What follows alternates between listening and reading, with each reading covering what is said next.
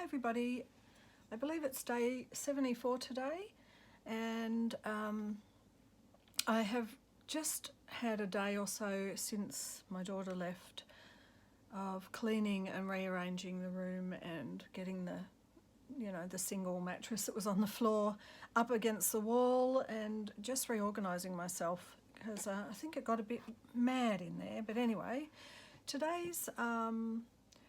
Today's project is inspired by black and white, and I was going to do something else. However, I'll just show you.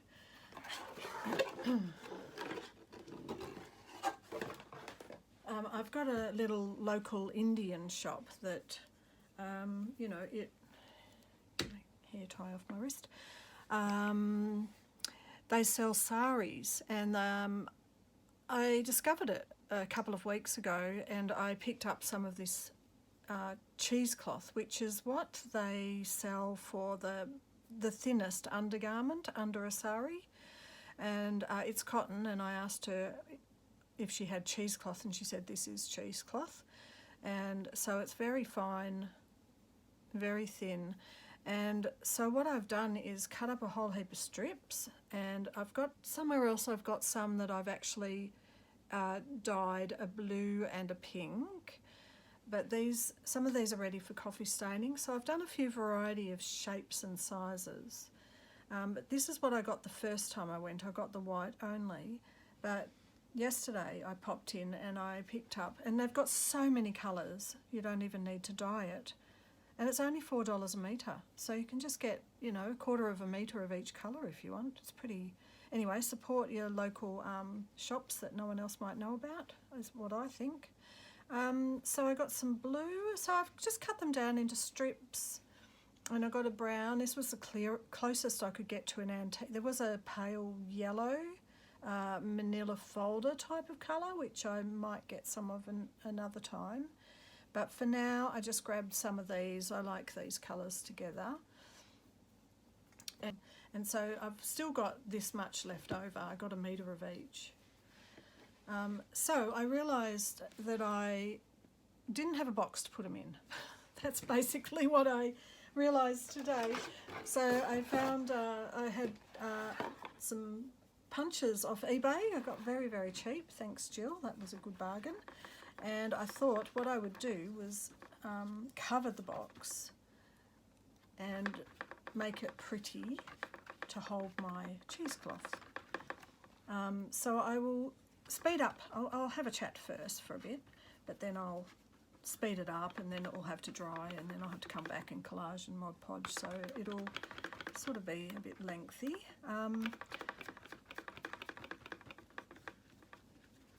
I've done a box or two like this before, so I'm just thinking if anyone wants to have a go at this.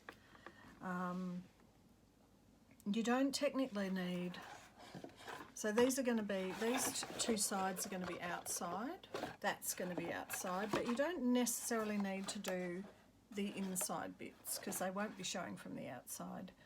And if you're the only one using it, it doesn't really matter if you open it up and it's white on the inside. I don't know if I think that's about it for any problems or issues.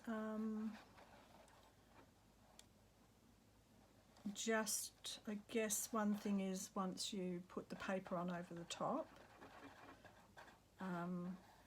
sometimes it makes the edges a little bit harder to fold, but Mod Podge should work to keep that fairly well stuck down, and so they don't fold up, when you're lifting.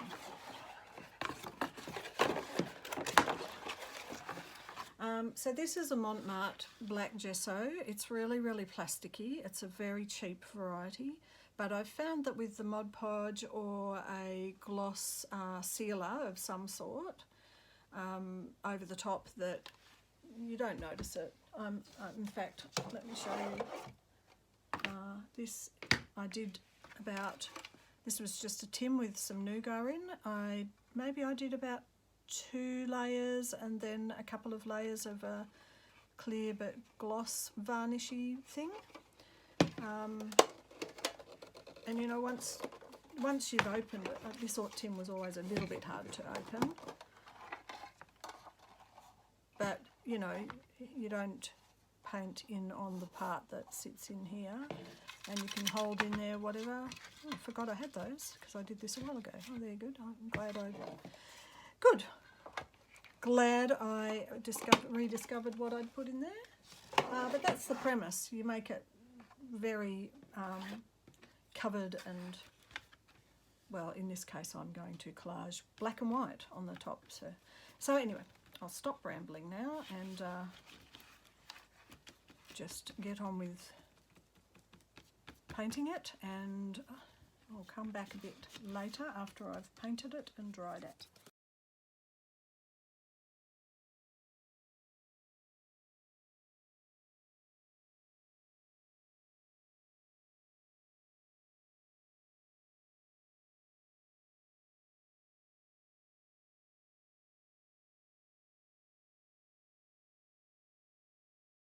And the thing also about this is we don't need to cover the base because it's hidden in terms of collage.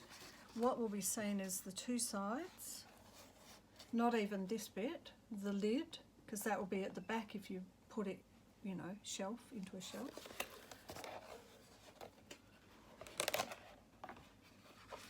So really it's the lid, the 2 sides, all of this will be tucked in when it's folded up, and not even this flap. I probably didn't even need to paint that, but this front bit. Okay, so we've got 1, 2, 3, 4 areas we're going to collage on. So what I realised too also is that sticking this down onto the black gesso, we need a good glue, and I'm just thinking which one. I might actually just use the Mod Podge, because I think full strength Mod Podge is pretty good at holding it down. I hope everyone is doing well today. This is a print that I made that I've scanned, and I made a black and white version of it because I thought, well, it's black and white, but I like to use, you know, it's good to use your own things. And let me get my little pile here.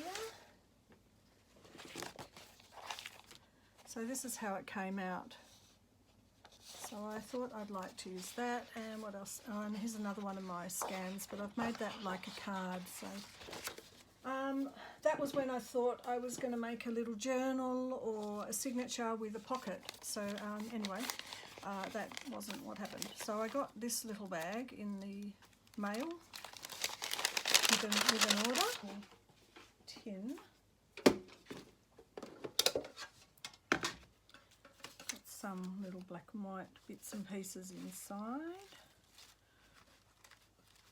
Could make it a skeleton tin. I don't think so, or a clockwork doll, but no, that doesn't resonate with me for black and white.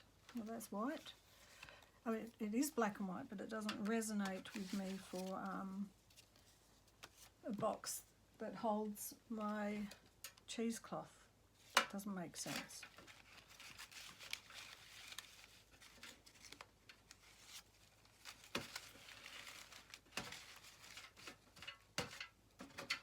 What does this say? Tropical vibes. Well, cheesecloth reminds me, my brain segues off all over the place. Honestly, cheesecloth does remind me of old summer 70s moments. So maybe I'll put the tropical vibes there. That's okay though. Tropical Vibes. That makes me laugh. Okay. I've cut out this from one of my other printables. Got some little just black circle cuts. I don't need all of those. That's quite enough. Probably don't even need more than one or two or three even. Got a doily or two or 50. Another one just out in case.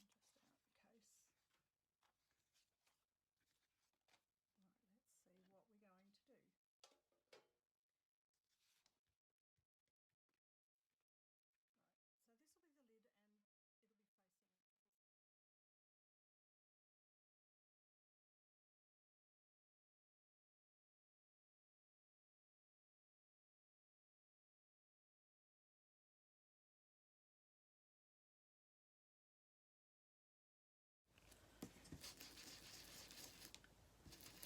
Always this smells like almonds every time.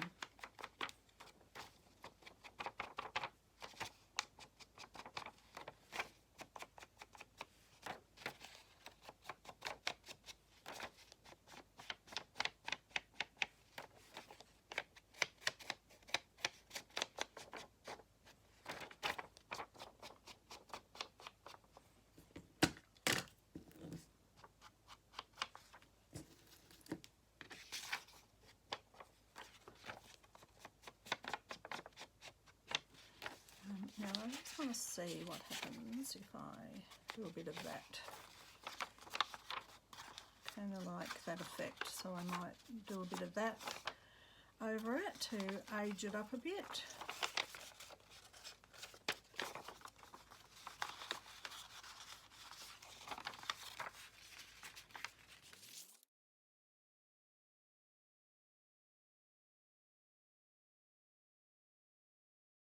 Larger brush. That was messy. Be messy, why not?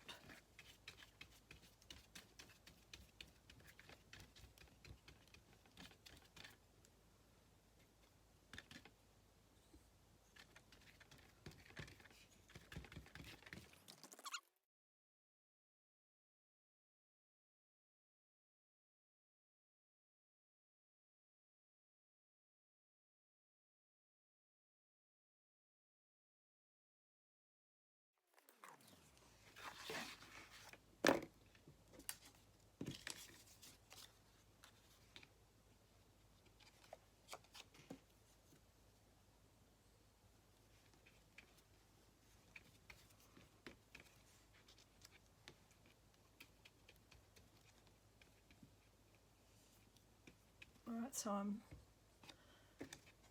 adding a few things.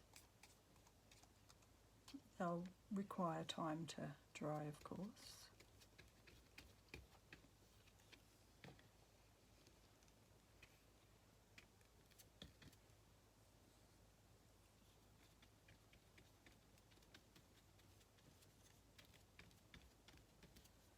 And one thing I do notice with the Mod Podge is that as it dries, it actually makes the surface even harder.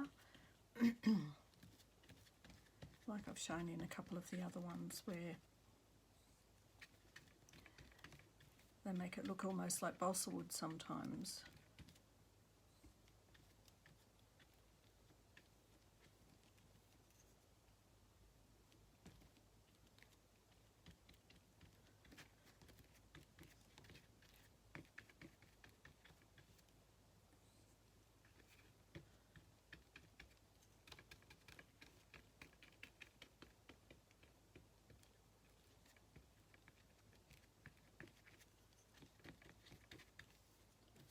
Just taking it out to the over the edge a little bit just to seal the outside of it.